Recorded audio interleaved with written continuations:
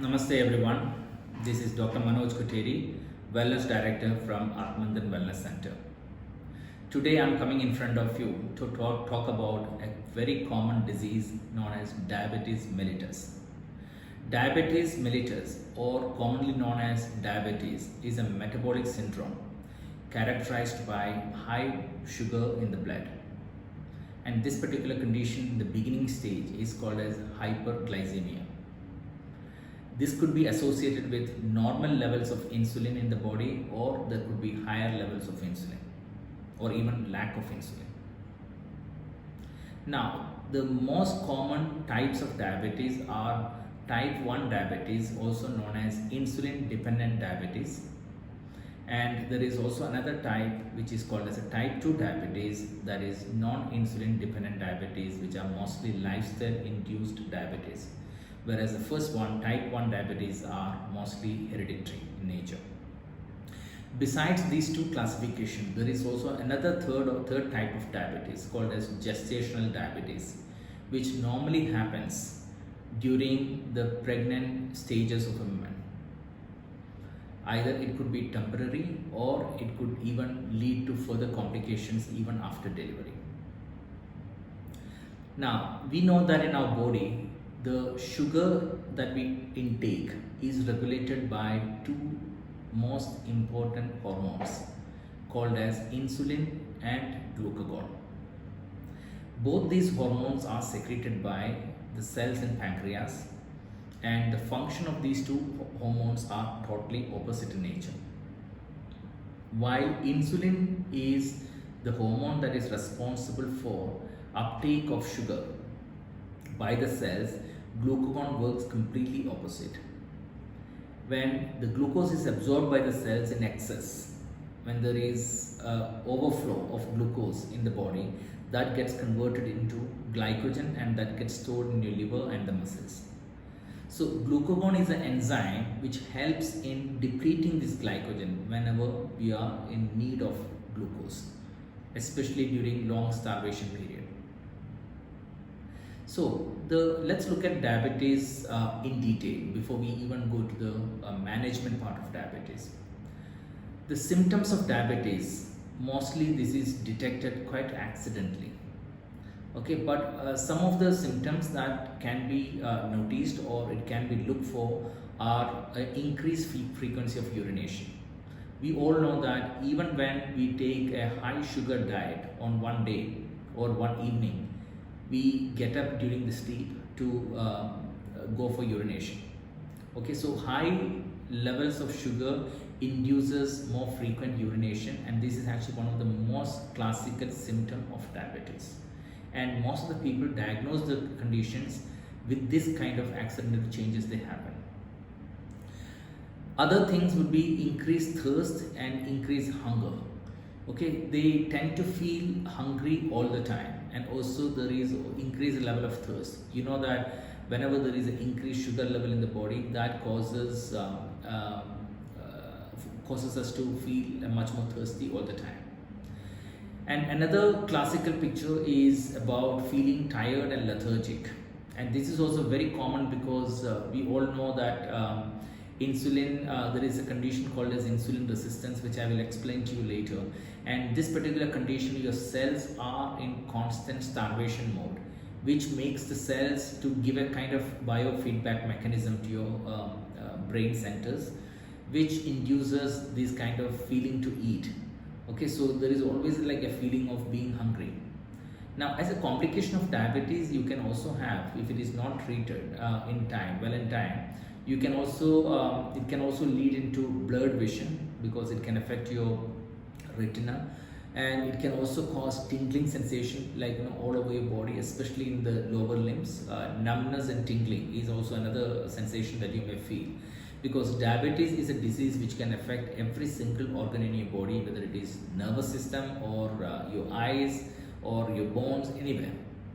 Okay, and also you will also notice that if you have any injuries, like any cuts or wounds, it takes a longer time to heal these wounds. And you will also see tremors happening in the body, and also you may see like discoloration or pigmentation in the skin. And these pigmentations are also called as acanthosis nigricans. Okay, so these are some of the symptoms that are seen in diabetes. Now let's look at the statistical data in India. If you really look at like a global scenario, China and India have the highest incidence of diabetes among the world. It's not the percentage of population but the number of cases.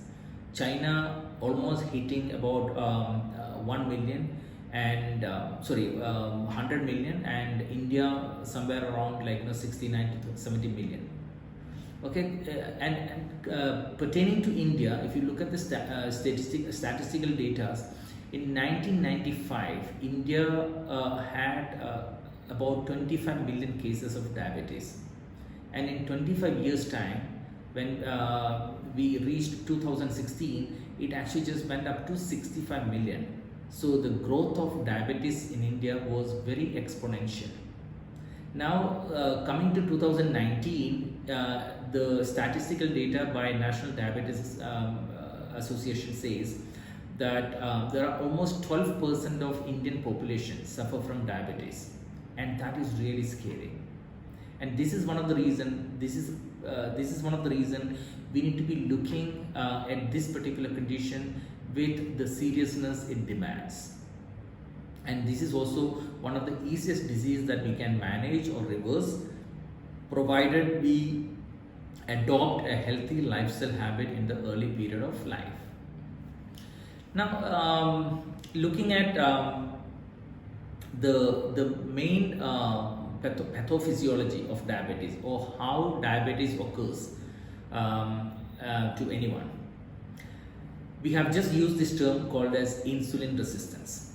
What it means, we know that our body has fatty deposits, and these fats are accumulated, mostly they are called as adipose tissue, and we are only we only know, or most of us commonly know about the subcutaneous fat, which is actually called as the adipose tissue, like just what you see externally.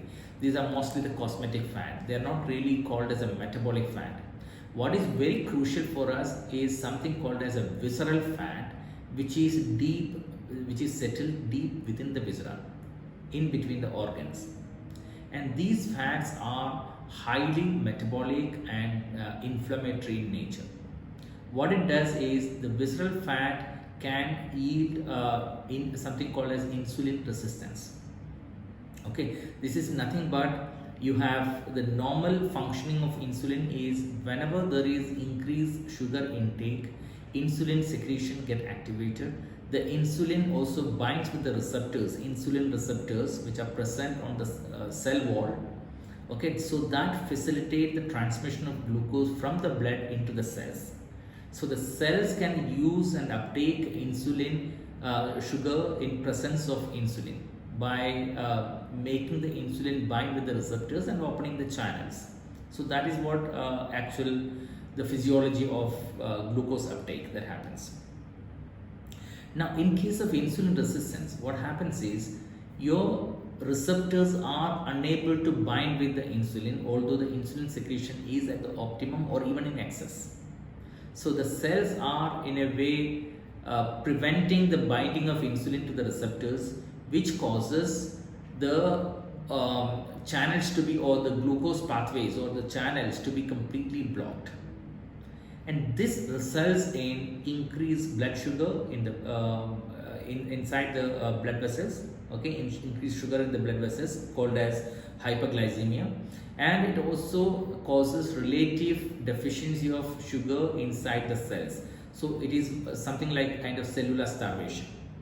So these two things, the cells are not having enough energy and you feel tired, which naturally send a biofeedback mechanism to your brain to ask the brain to induce appetite and for you to eat more food, because you're feeling like a kind of cellular starvation, right?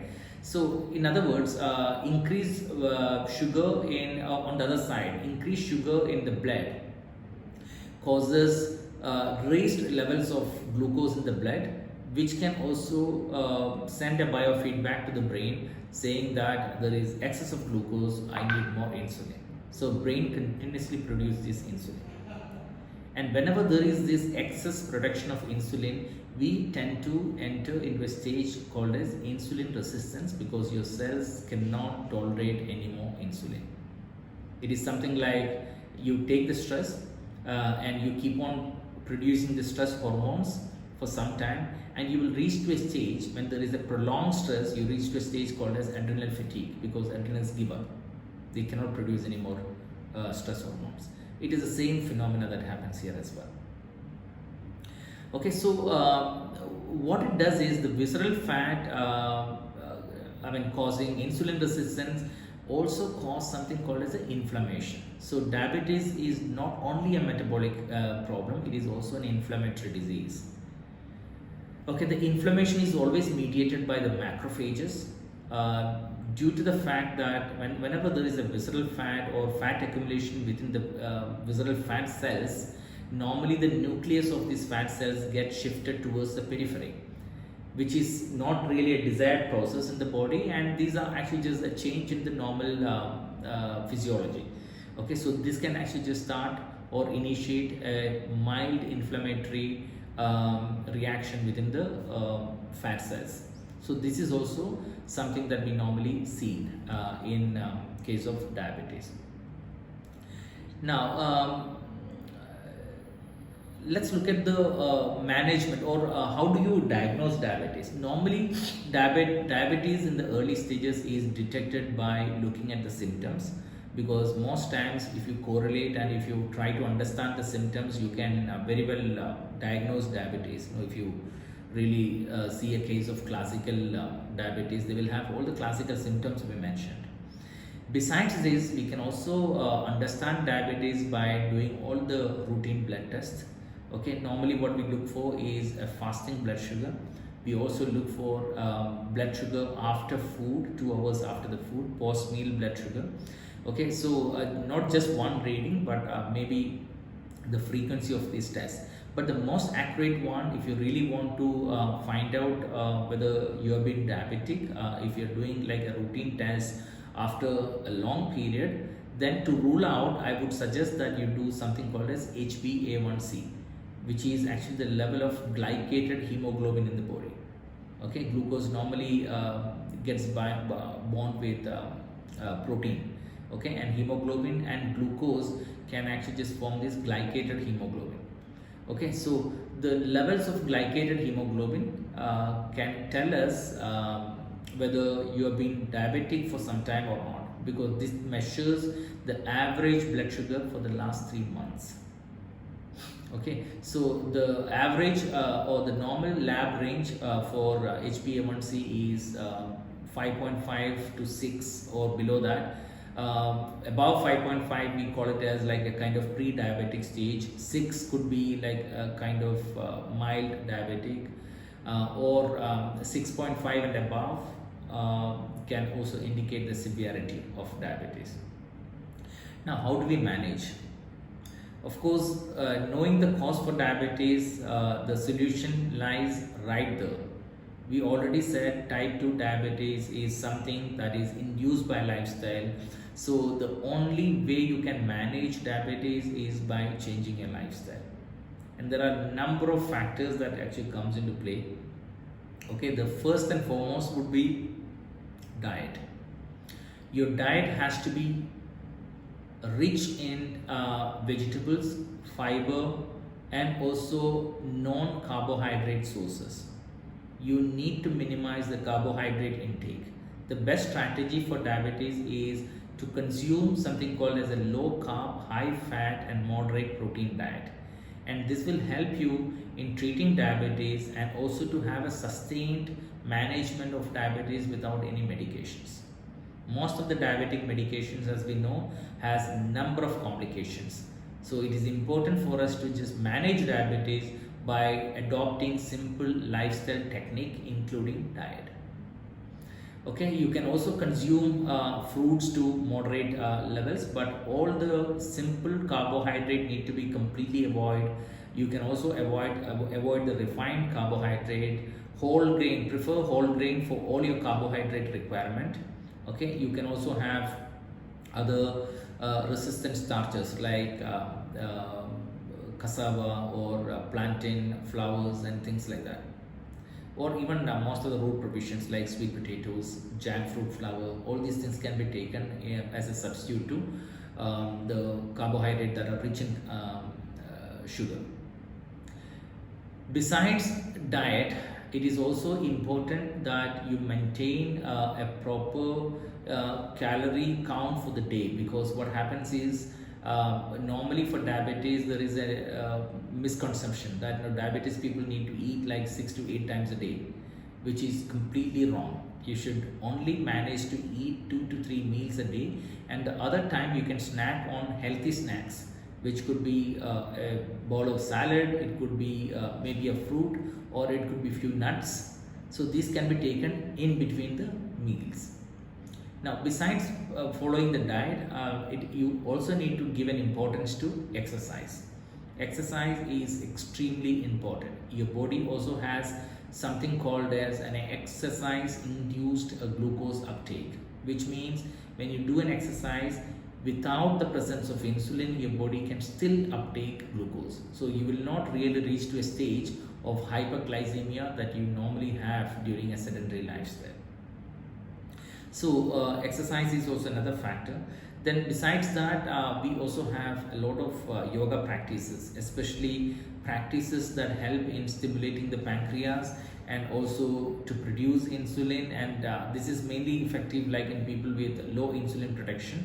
So you can increase the secretion of insulin, and also you can, again, like as I said, a lot of core building practices in yoga also helps in facilitating the glucose transmission from blood to the cells. Okay, so these are some of the very simple steps, and stress management is also very crucial. Weight management is also crucial, because as I said, most of the diabetes that we find in India are associated with morbid obesity. So these are all some of the protocols that you can adopt, and remember, this is actually one of the most easiest disease to manage or treat.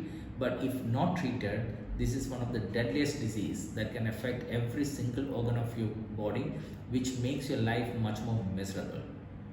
Thanks for watching. If you like, please share and subscribe. Thank you.